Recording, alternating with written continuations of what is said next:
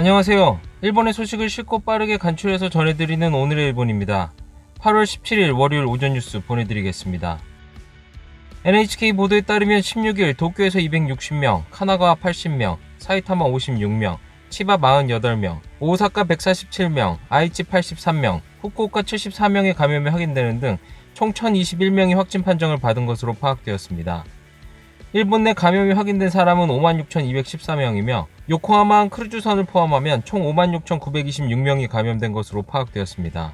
한편 도쿄, 후쿠오카, 오키나와, 카고시마에서 각각 2명, 이시카와 아이치에서 각각 1명, 이렇게 총 10명의 사망이 발생하였으며 누적 사망자는 일본 내 감염이 1,103명, 요코하마항 크루즈선 승선자를 포함하면 전체 1,116명이 되었습니다.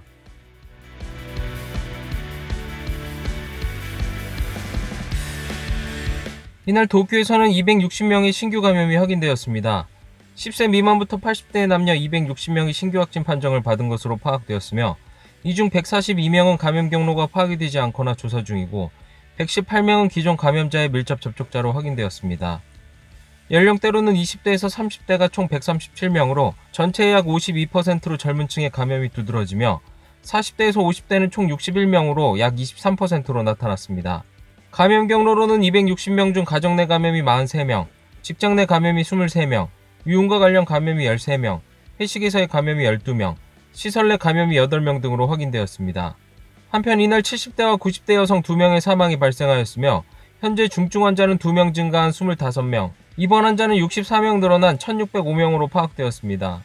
이로써 도쿄의 누적 확진자 수는 17,714명, 누적 사망자 수는 340명이 되었습니다.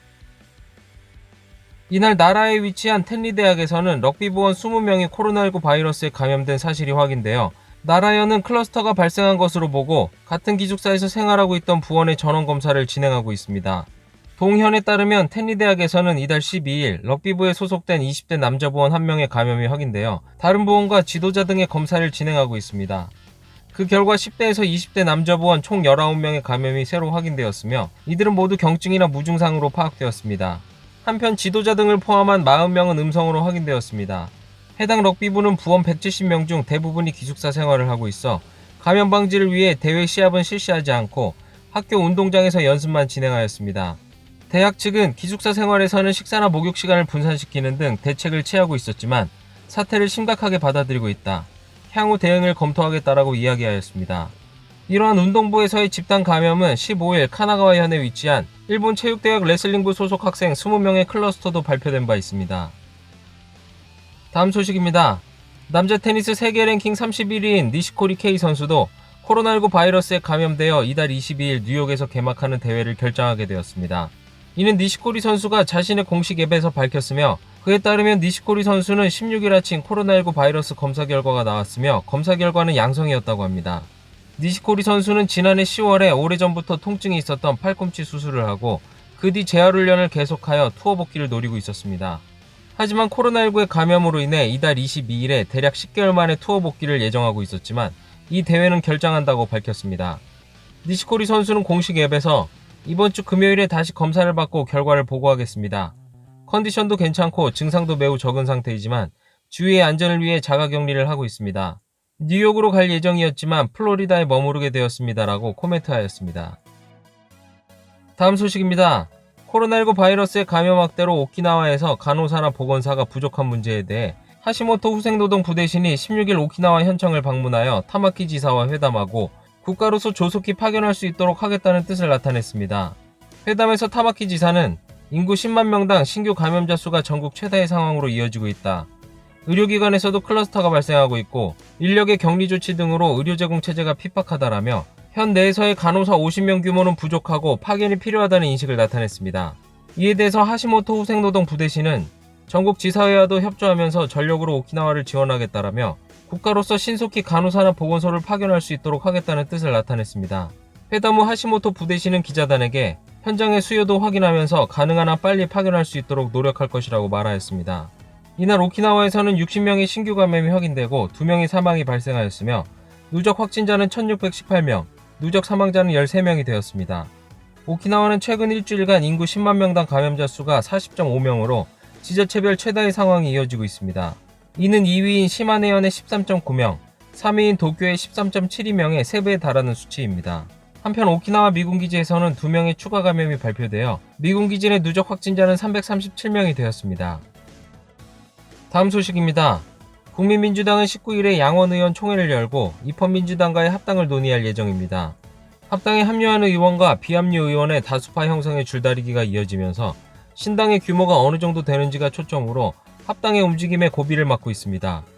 입헌민주당과 국민민주당의 합당에 대해 입헌민주당이 당내 조정을 마치고 다음 달 초라도 신당을 결성하는 반면 분당 협의가 지속될 수 있는 국민민주당에서는 합류하는 의원과 비합류 의원이 각각 다수파를 형성하려는 움직임이 이어지고 있습니다. 국민민주당의 타마키 대표는 19일 당 소속 중참양원의 의원으로 양원의원 총회를 열고 분당의 승낙을 얻은 후에 당의 활동자금의 취급 등 구체적인 협의를 진행할 생각인 것으로 알려졌습니다. 다만 국민민주당 내에는 지방조직을 포함하여 분당의 신중한 의견도 남아있으며 지원조직인 연합도 국민민주당 의원에게 최대한 일치하여 합당에 참여하도록 당부하고 있습니다. 한편 국민민주당의 마에하라 전 외무상은 15일 외교와 안보에 대한 사고방식이 다르다는 등으로 합당에는 불참하겠다는 의향을 나타냈습니다. 합당 후 신당이 중참 양원 합쳐서 130명에서 140명 정도의 규모로 될 것이라는 전망도 나오고 있는 가운데 국민민주당 내의 줄다리기는 계속될 것으로 예상되어 신당의 규모가 어느 정도 되는지가 초점으로 합당의 움직임에 고비를 맞고 있습니다. 다음 소식입니다. 자민당의 아마리 아키라 세제조사회장은 16일 후지 텔레비전 프로그램에서 코로나19 바이러스 대응을 위해 연속 근무를 하고 있는 아베 총리의 피로 축적을 걱정하였습니다. 아마리 씨는 좀 쉬어주었으면 한다. 책임감이 강하고 자신이 쉬는 것은 죄이다라는 의식까지 가지고 있다라고 말하였습니다. 아마리 씨는 총리 측근으로 12일 1시간 가까이 둘이서 회담한 바 있습니다. 총리는 예년 8월 15일 전국 전몰자 추도식에 참석 후 야마나시현 나루사와무라의 별장에서 요양에 들어가지만 올해는 도쿄 도내의 사저로 돌아갔습니다. 아마리 씨는 프로그램에서 며칠이라도 좋으니 강제로 쉬지 않으면 안 된다라고 강조하였습니다. 한편 야당의 임시국회 소집 요구에 대해서는 총리를 끌어내리기 위한 것이라면 의미가 없다라고 지적하였습니다. 그렇게 책임감이 있다면 확실히 회견을 열어 질문 하나하나에 진지하고 정성 있게 답해야 한다고 생각합니다. 국회도 열리지 않고 특별법 개정은 코로나가 종식되고 나서라고 합니다. 책임의 의미를 아베 신조와 함께 아마리도 공부할 필요가 있습니다. 도망치는 모습에 국민은 정말 화가 나 있다. 아베 신조뿐만 아니라 자민당에게도 있다. 아마리 씨, 의원은 그런 일입니다. 싫으면 입후보하지 않으면 됩니다. 명절도 구분 없이 노력하는 의료 관계자분들이야말로 쉬어주셨으면 합니다. 그렇게 걱정된다면 더 쭉 쉬어도 상관없다. 책임감이 강하다. 무엇을 더 책임감이 강하다고 하는지 나는 전혀 이해가 안 되지만 애초에 국회도 열지 않고 무엇을 하고 있는지 알 수도 없고 그럼에도 기진맥진이라니. 이 혹서의 날씨에 밖에 나가면 위험하다고 해도 밖에 나가지 않으면 안 된다. 국민은 일하러 나가지 않으면 생활이 안 된다. 아마리 씨, 아베 씨의 걱정 말고 국민의 걱정은 하지 않습니까? 별장에 가지 않으면 쉴 수 없는가? 넓은 사저에 강아지도 있고 총리 동정에 따르면 손님도 아소씨 정도이고 여유있게 요양이 가능하다고 생각합니다만 요즘 보이지 않아서 쉬시는 줄 알았다. 뭐 쉬고 싶으면 쉬면 된다. 쉬면 영향도 없고 나쁜 짓도 안 하고 문제도 없다. 하지만 내 주위에는 자지 못하고 쉬지 못하는 사람도 많은데 대지진 때의 에다노 확실히 열심히 하던데. 아베 씨의 코로나 대응 원고는 읽을만 하죠. 어떤 피로가 축적되는 걸까? 쉬는 것은 상관없지만 그 사이에 대체 책임자를 임명하고 할 일은 하고 쉬면 된다. 왠지 장시간 일하고 있어요라는 어필은 굉장하지만 1일 15분 만에 회의 출석이나 일하고 있다고는 생각되지 않는다. 총리의 동행 발표가 되고 있잖아요. 그건 거짓말인가요?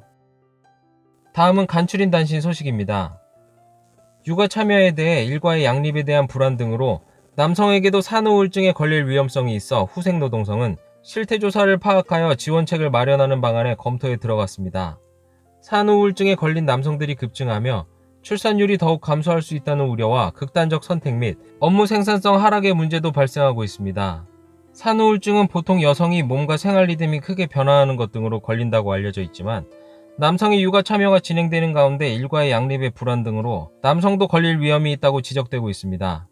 이에 후생노동성은 남성 산후우울증의 실태조사와 지원 방안을 검토하기 위해 모자보건 전문가와 정신과 의사 등으로 구성한 연구팀을 새로 설치하였습니다.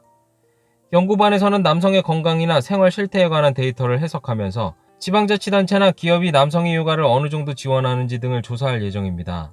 연구반의 대표를 맡은 타케하라 켄지 실장은 남성의 육아가 참여가 권장되는 한편 일하는 방식에는 여전히 남성의 부담이 가중되고 있다. 부부 한 편이 우울증을 앓으면 배우자도 걸릴 가능성이 높다는 연구 결과도 있어 남편에 대한 지원이 필요하다고 말하였습니다.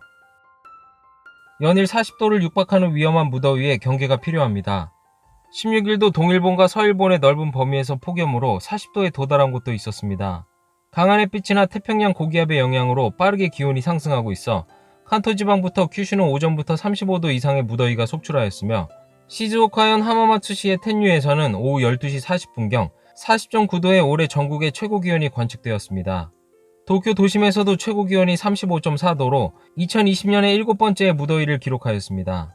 도쿄 소방청에 따르면 16일 오후 9시까지 6세에서 99세까지의 남녀 215명이 구급 이송되었으며 21명이 중증이나 위독하다라고 발표하였습니다. 17일도 태평양 고기압이 10도로 확장되어 무더위는 이어질 것으로 보이며 일본 전역에서 35도 이상 40도에 육박하는 더운 곳이 있을 것으로 전망됩니다. 이에 열사병의 위험이 높아지므로 수시로 수분 보급, 야외활동 자제, 냉방의 적절한 사용 등 만반의 열사병 대책을 하도록 권장하고 있습니다. 텔레워크를 해도 일의 능률이 떨어지지 않도록 기업 사이에서는 사택의 공용 부분이나 호텔의 빈방을 작업 공간으로 활용하는 등의 움직임이 퍼지고 있습니다. 코로나19 감염 확대로 기업 사이에서 텔레워크가 확산되고 있는 가운데 아이가 있는 가정 등에서는 일에 집중하기 어렵다는 목소리도 있습니다. 이런 가운데 카와사키 중공업은 7월 치바현 우라야스시에 있는 사택에 텔레워크 전용 공간을 마련하였습니다. 그곳에는 한 번에 최대 9명이 이용할 수 있는 책상과 의자가 있어 좌석 사이는 간격을 벌린 뒤에 칸막이를 만들어 두고 감염 확대의 방지 대책을 취하고 있습니다. 동사는 효고현 등에 있는 다른 사택에도 이런 전용 공간을 만들어 텔레워크를 지원할 방침입니다. 동사의 관계자는 자사의 시설을 활용하기 위해 준비에 시간이 걸리지 않는 것이 장점이다. 일하는 방식이 많이 바뀌었으며 빠른 대응이 필요하다라고 이야기하고 있습니다.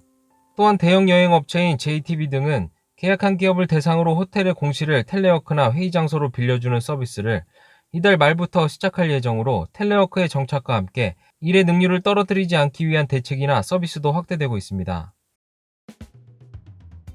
오늘의 일본 소식은 여기까지입니다.